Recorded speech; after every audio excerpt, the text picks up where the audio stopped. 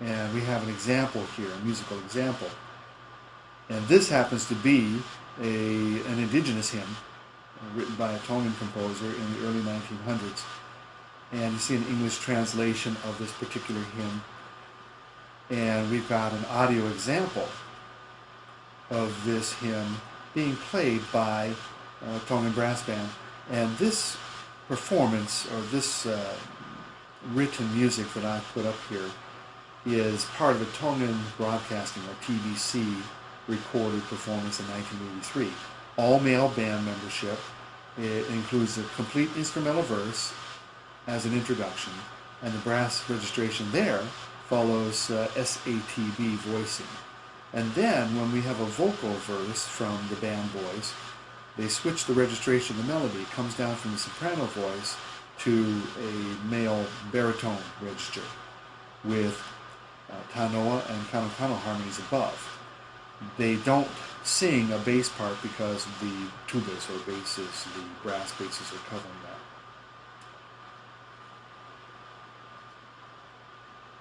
So take a listen to this particular hymn and you'll get an idea, number one, of how Tongans emulated European composers in putting together their hymns, but still some very strong Tongan elements in the meter, the rhythms, and the way the men sing the four-part, or three-part in this case, choral rendition.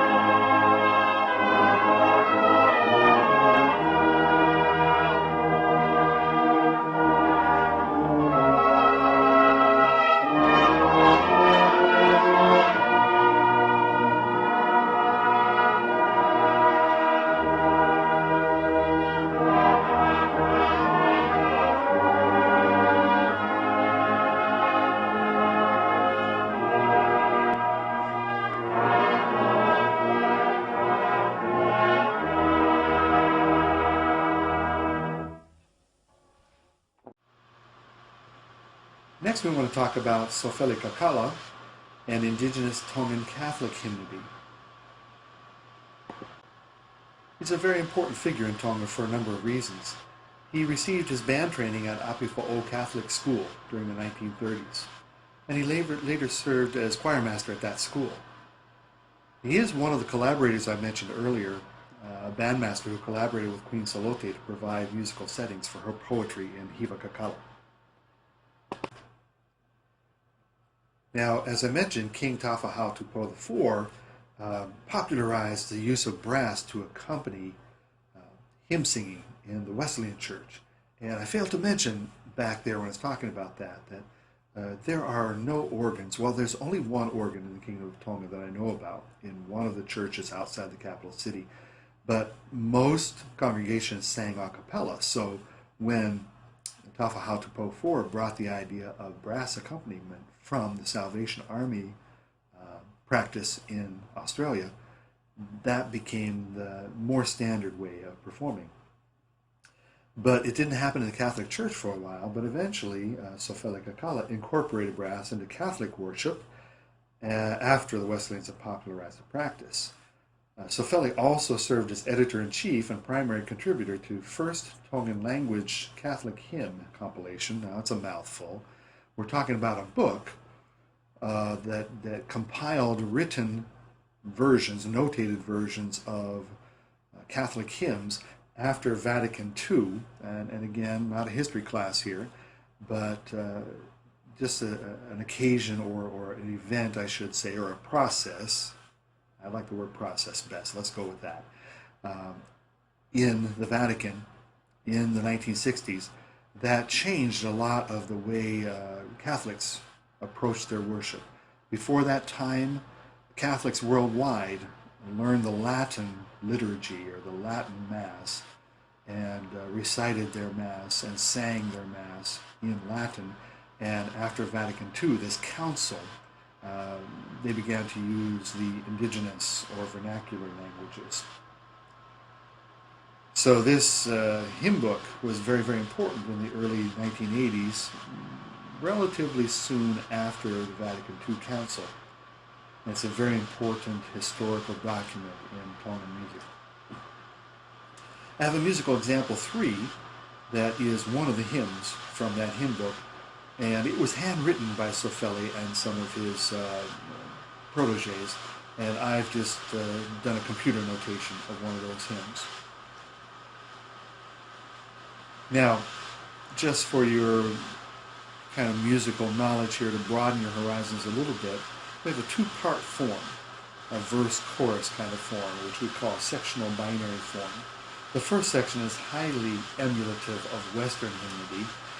You hear certain kinds of cadences, what we call perfect authentic cadence that will not be on your quiz, and a half cadence. So some of the music theory students know what I'm talking about there.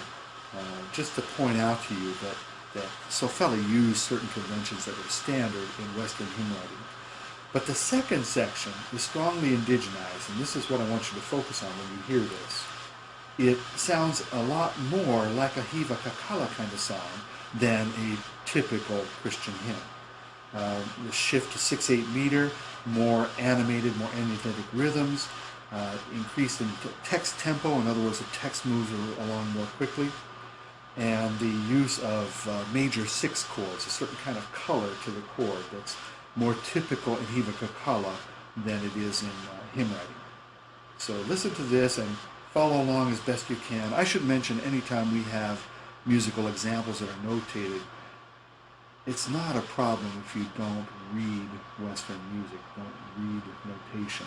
But you can kind of follow along on the words, you can kind of get an idea of the melodic movement up and down and an idea of the rhythms. So take a listen. Oh